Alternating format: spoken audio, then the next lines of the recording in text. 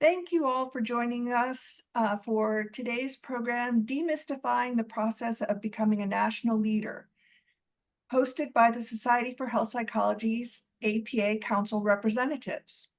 I'm Barbara Keaton, the Administrative Officer for the Society. Before we begin, we have a few items to share. The first part of this event will be recorded. So anyone who speaks during it, for example, to ask a question, is agreeing to be recorded and is granting permission for the recording to be posted to our website. Questions will be taken at the end of the presentation. You can either submit them via the chat feature or you can use the raise your hand feature and you will be called upon to ask your question directly. And now I will turn the screen over to Dr. Amy Williams to begin the presentation. Good morning/afternoon, depending on what time zone you're in at the moment. We're right on the edge. Welcome, everybody. Thank you for joining us to talk about how to get into leadership at the national level. I'm joined today. Actually, what I'll do is I'll talk about the objectives. So next slide. There we go. We're going to talk about the benefits of pursuing leadership within both the Society for Health Psychology and within APA nationally. We're going to talk about the general processes of applying to leadership positions, both within the Society for Health Psychology and APA. And at the end of our very brief presentation on this, we're going to open the floor for questions. And at that point, we're going to turn the recording off so that we'll be able to have a really great and robust discussion around how the three of us have gone into leadership in all of this. Next slide, please.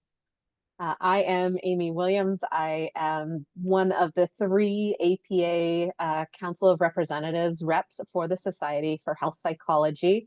I also hold other APA positions, so I'm on the APA Ethics Committee, as well as the chair of the Healthcare Health Science Caucus, which is a side piece of the Council of Representatives. I'm president-elect for the Association for Psychologists and Academic Health Centers, which is Section 8 of Division 12, and also the secretary for the Michigan Psychological Association. And I am joined by my amazing colleagues, Dr. Julie Radico and Dr. Zishan Butt. And Julie, if you want to. Yeah, thanks, Amy. Hi, everybody. So Julie Radico, and you see here I've highlighted some of the roles that I've had within the Society for Health Psych, and including being one of your council reps. And I actually got reelected, so I will be rolling into my fourth year of 6, and we'll touch on that a little bit of how long you can serve on council, and then I have listed here some of the past roles that I've had in APA leadership. So started out on the committee for early career psychologists, then was able to be elected to the membership board, currently finishing up my term on CODAPAR, which is the Committee on Division and APA Relations. And then I was just elected to the Policy and Planning Board, which that will start in January. And then currently finishing up my 2-year term as president for the American Academy of Clinical Health Psychology. So if you get board certified in clinical health psych, you then get automatically joined to the academy, and the academy's role is to help people get board certified. And so I will transition to past president in January. And then also I've served on many positions within my state association, currently serving as secretary on the board. And I'm going to pass it over to Z. Hi, everyone. I'm Zishan Butt. I go by Z, like the last letter of the alphabet. You're all very good readers, so I won't read all of this, but I will just highlight one thing. One of the reasons I'm passionate about this topic of how to get involved and clarifying the pathways to do that is because my start with professional service started with the society. So many years ago, about 15 years ago, there was a new council formed for early career professionals. And the call for nominations for who would head up that group came out at a time where I thought that my professional memberships didn't do much for me. And I'm not going to tell you the Dead Poets Society story. We can save it for Q&A. But I really wanted to find where my community was, and I wasn't finding it. And the Early Career Professional Council within the society was really like the thing that put the fire in my belly for professional service. So everything that you see below that mark was all credit to being able to be involved in the society at a formative time in my career, and the alphabet soup that comes after it are things outside of, some of which, most of those are outside of psychology. So my professional service life in and out of psychology started within society. So really looking forward to talking with you about it today. I think we can move to the next slide, please. I'm not sure who's, okay. So Amy and Julie mentioned that we're going to be talking about how to open doors and how to get involved in leadership within the society and an APA.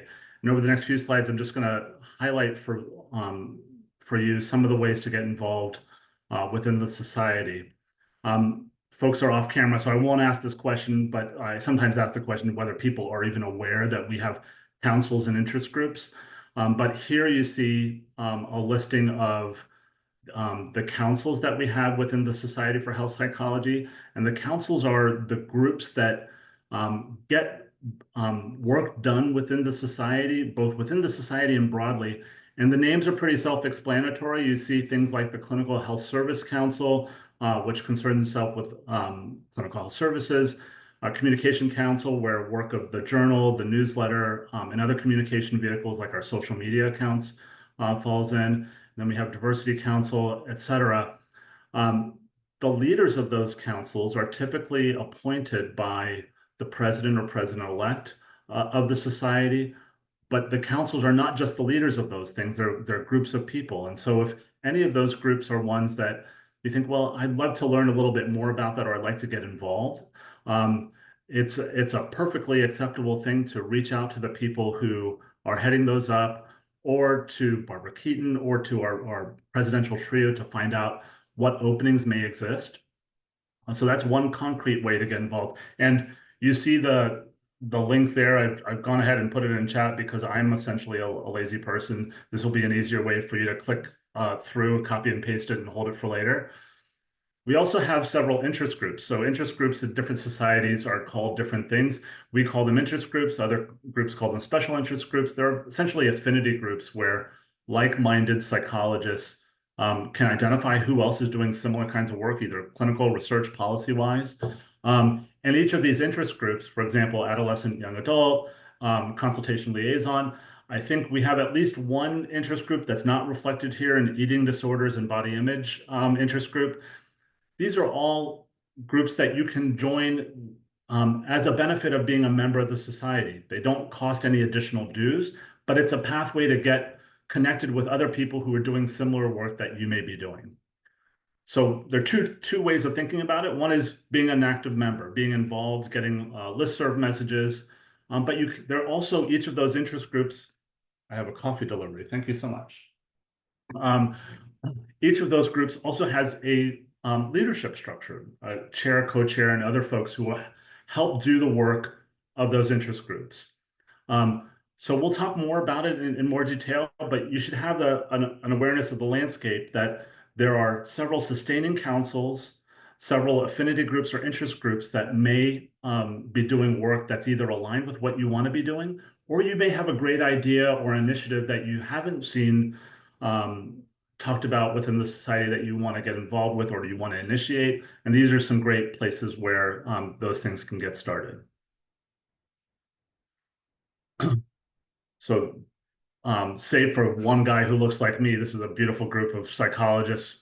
These are our executive committees. So these include our presidential trio, our president-elect, current president, past president, members at large, diversity officer, and the three of us, your council reps. These are elected roles within the society. And so another way of getting involved with leadership within the society is to run for office. And there are lots of pathways for running for office, but anybody who's a member of the society can be considered for nomination for slating for these offices. A lot of people don't start their leadership roles within the society, but rather have experience in one or more of the councils for some time, so they have a better understanding of the society. But it's open to people who are society members. We can talk about roles and responsibilities, but I want to make sure we have time to discuss the rest of the things for our slide. But here is another way through the executive committee, through the elected roles, that these are roles that get elected by society members. Go to the next slide. I'm going to pass on to Julie. Yeah, so yeah, thank you. And I do want to note, so I know we said we are going to hold for questions to the end and we'll have the recording, but we also, it's fair game if you all have questions as we're talking about these slides, if you want to put them in the chat and we can hopefully add in if there's any like clarifying things that need to be said as we're giving you slides that have fantastic information, but we realize that, you know, if you're, this is the first time you're hearing it, it can be a little, it can be a lot. And so this slide and the next one is level setting a little bit related to APA, because we're going to talk about council and then we're going to talk about boards and committees. And just to give you a sense of like, okay, if we're talking about the American Psychological Association, what are all the big pieces of the pie that you might want to be thinking about? And so governance overall is like the Council of Representatives and the Board of Directors. And the Council of Representatives are elected from the divisions, from their SPTAs, which is your state association, state, territorial, provincial associations, and the Board of Directors, who are, you know, it makes up of is comprised of the presidential trio, the secretary, treasurer, members at large. When we talk about, so this is one pathway to get involved in APA, this is another, and their role is sort of to like establish some policy and to really approve things for APA, like new bylaws, new policies. When we talk about the board committees, this is a really great way to get involved in APA at a sometimes less rigorous pathway, still rigorous, and we'll talk about that for boards and committees, but the work that's done on the boards and committees in APA is really the thought leadership type of work that helps say, hey, maybe we need a policy, and then that policy gets voted on by the Council of Representatives. And so task forces, boards, committees, we'll talk a little bit about this. I see that there are things being put in the chat. If anybody, Amy Z, shout them out. And then just very quickly, APA and APA SI. So there's a 503C and the 50C6, or I'm missing those up, but it's like basically different tax brackets that these fall into. This is our advocacy arm for APA, and this is the general membership. And through this, again, it's a pathway for you to be involved as members that, and well, the next slide will point this out. Members are like the lifeblood of APA. They're the lifeblood of the Society for Health Psychology. And all of these other sort of arms and that are elected and appointed, and then staff, they help to support the initiatives and the work that really members want for APA. So as I switch to the next slide, I'm going to ask what questions, if any, have been brought up. I was just dropping links to the boards and committees, the council, and the board of directors for I see. APA. Thanks. Great. Thank you. All right. And so then this is, I know a little fuzzy. This is the best I could get it to be on the slide. I put the link, and we're happy to drop this link in the chat as well. This is to wrap your head around, because we're going to get kind of into all the layers of APA for a moment and how you might be involved. And this sort of is another way to think about the last slide. So members, if you're an APA member, you are the lifeblood of APA. And then from members, the will of what feels like it's healthy for psychology to be benefiting the global world of good. The Council of Representatives is an elected positions. That's what we serve on for Division 38. There's a council leadership team that sort of helps to organize and orient council. And then there's the board of directors. So members are in charge. Council votes on policies that the members ultimately want. And then the board of directors helps organize all of the like task forces, boards, and committees that come under, like, that are the functioning of volunteers. Like if you get into elected positions, that could be you, and staff of APA. And I do want to point out, because it's a little bit interesting and unique, So you have the membership, council of representatives, and board of directors. Sort of sitting parallel here over to the side is the policy and planning board, and that's what I was just elected to. And the reason it sort of sits to the side is because it's supposed to be looking at everything here, and making thoughtful, intentional suggestions related to the function of all of APA. And so I'm going to look to see if no other questions. Great. We're going to move forward.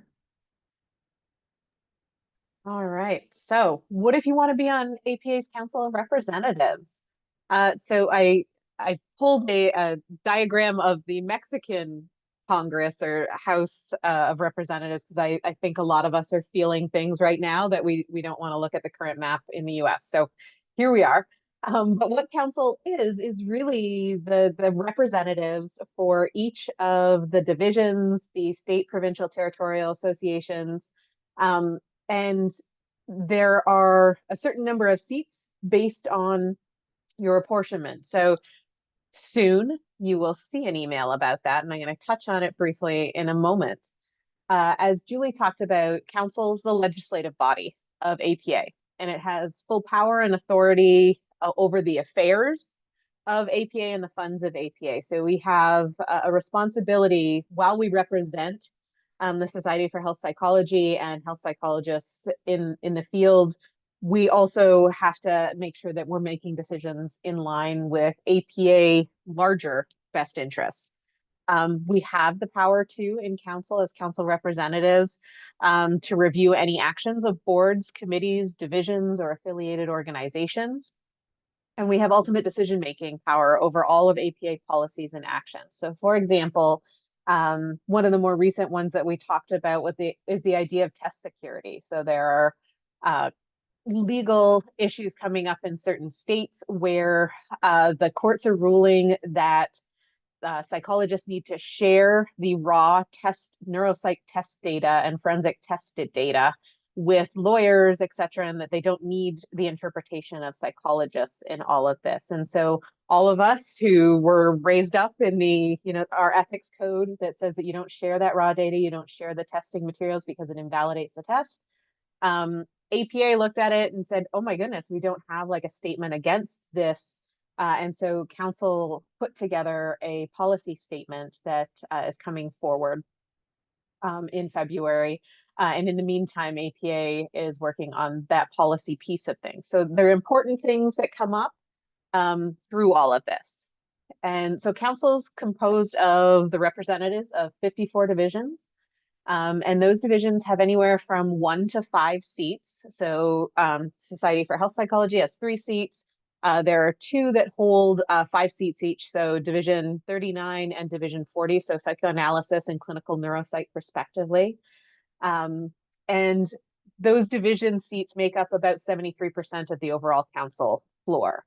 The state, provincial, and territorial associations make up the other 27% of council and they have 1 seat each. And so they represent 43 state psychological associations, 6 provincial psychological associations, and 4 territorial psychological associations. So Puerto Rico, Guam, the Virgin Islands, and DC.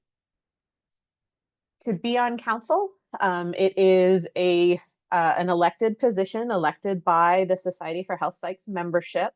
Barbara put in there that apportionment voting opens November 1st. So what happens is every November, we have to justify that we need as many seats as we do. If you think about it as kind of the seats by population kind of thing.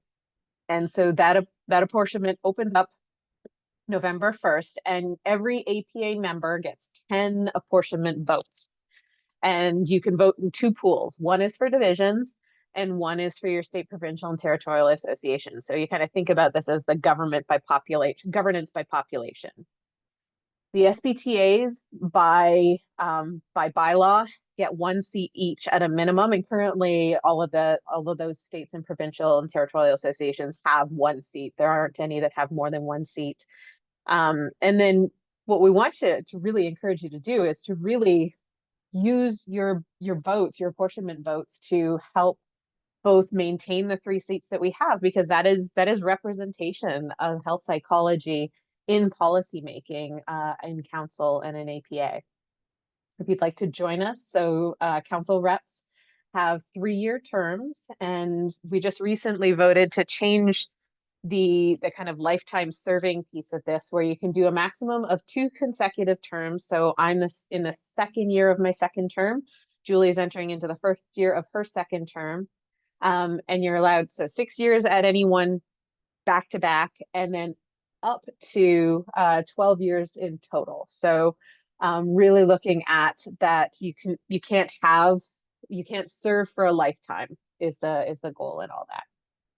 We have meetings in February and August, so it meets twice a year for the business of council.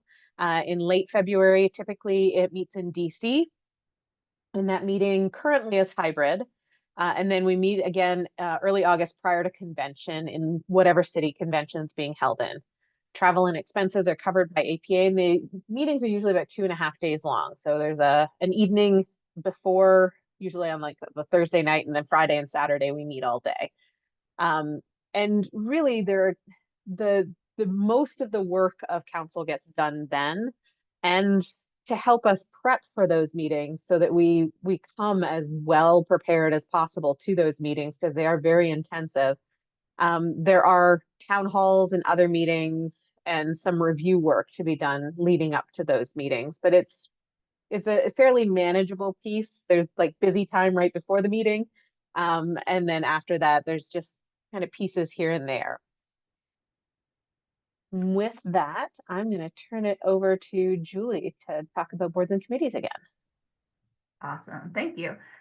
You'll see on the remainder of the slides, because they'll all be about boards, committees, and task forces, that the next nomination cycle starts in December. So if on these slides, if you're going, maybe I'm interested in running for a committee or a board, throw my hat in the ring, know that is coming up soon, where you would have the opportunity to do so. And I will put the true statement out there that sometimes committees and boards need nominations. That don't discount yourself as you're listening to this going, well, I'm sure there's like 400 people applying for the 3 seats that they have open. Sometimes that's not the case.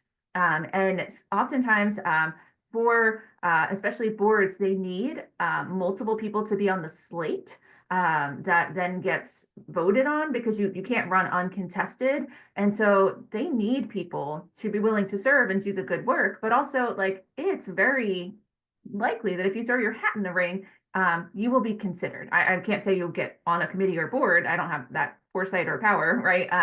But you're likely going to be considered. And so why serve? Why serve in the division? Why serve on council? Why serve an APA in any way, shape, or form? Because it gives you a voice. If you think back to the slide a few slides ago of kind of the structure, a lot of where hey, we're missing a policy on this, or APA should really be speaking up about that. That comes from the work that boards and committees do. It's a way for you to give back. As a psychologist, so the 503c is nonprofit. Our job is to help the world and to help them with the great skills that we have as psychologists. And so being part of a board or committee is a way to give back and making a difference. So I will say it's totally fair to be considering how you're giving back, how you're influencing society. I think it's also fair to be realistic and to say, hey, if you are working in a system where you need to be promoted in this way, and you need to have a national leadership footprint, the society, APA, there are ways that you could do that. And so the next couple slides are going to be overwhelming with text. I am aware of this. There is a link that you can see at the bottom of the page where you can go through and actually click on these. I did want to put everything on these slides though, because as you're sitting there, you might be thinking, well, how do I know if I want to serve on a committee or a board? And you need to have a sense of what exists, what in part of APA, what kind of committees are out there. And so I'm not going to read all of these to you, but to highlight, there are committees that their whole focus of the committee is on aging or children and youth and families, on socioeconomic status, on rural health, on human research, on ethnic and minority affairs. And each of those have like tasks and roles and initiatives that they are passionate about and working on. And they do co-collaborate. They have liaisons that talk to each other. But this is really like, if you wanted to say APA has a gap, or this is a passion area for me. So like the Committee on Sexual Orientation and Gender Diversity, they call it See So Good. If this is a passion area for you and you want to be somebody who can make positive change, this is a great way to get started. A way that you get on a committee, pretty universally, the committees will have, when the open nomination time starts in December, they'll tell you what information they each specifically want from you. But the committees usually have similar requirements in that they want you to fill out, either like you go online and fill out the questions that they have, you submit your CV, they might ask you to like submit a document with all of that. And then they oftentimes will ask for like a letter of recommendation. Again, you do not have to have previous experience on a committee or board to get onto an APA committee. I started on the early career committee and I had no national leadership experience at all. I was still in my postdoc. And so think about like what areas are passion areas for you that you would be willing to go to meetings. So we have spring consolidated meetings, which are in person in DC. They're over a weekend, usually in like March, and you get reimbursed for that travel. But you spend, many hours of those few days doing good work on behalf of the committee. And then you might meet monthly, virtually. There used to be a fall consolidated where we would go to DC as well. And now they've made that more virtual. But so you're going to be doing some good work periodically, as intensively as your committee needs on any of these areas. So the boards are different, and there are some committees listed here because some of these are a little bit unique in that you might need more experience having been involved in APA, not exclusively, but you might, and you need to run for these positions. Like these are elected positions. So what that means is that you still, during that open enrollment, like the nomination cycle in December, put out there that you're interested. You submit the materials they're requesting, and then they build slates that will go ultimately to council, and council members vote on who they would like to serve in those positions. And so all of these, if you think back to that map a little bit ago, so the structure, so the boards and why they're elected positions is they kind of have committees that sit under them. And so the boards are responsible for not like controlling or, micromanaging, not by any means, but for being kind of like the repository of like, hey, let us know what you're doing. Do you need support in your work in any type of way? And so there's a whole election process we could talk about if you have questions about, happy to answer. And then I did just want to highlight, so similar to committees and tasks, there are task forces. And for those, you don't have to necessarily run to get elected to these positions. These are, you submit your materials and the committees themselves decide who gets to join them the next cycle. And there are, at any given time, many task forces and like ad hoc committees. Some of these are created by the presidents and president-elects for APA, and some are a little bit more long-standing. But if any of these speak to you, if you're interested in these, just know that you also throw your hat in the ring. I will say that Amy, Z, I will definitely offer myself, but we are happy to try to demystify this for you. And I think Barbara put in the chat, like, let us know, let a Division 38 know if you're interested, because it can be a little, unclear if you're going through the first time, and it's doable. And we would love for your voices to be active and heard in APA. And there was a question. So now we're in the question portion. So we can stop recording.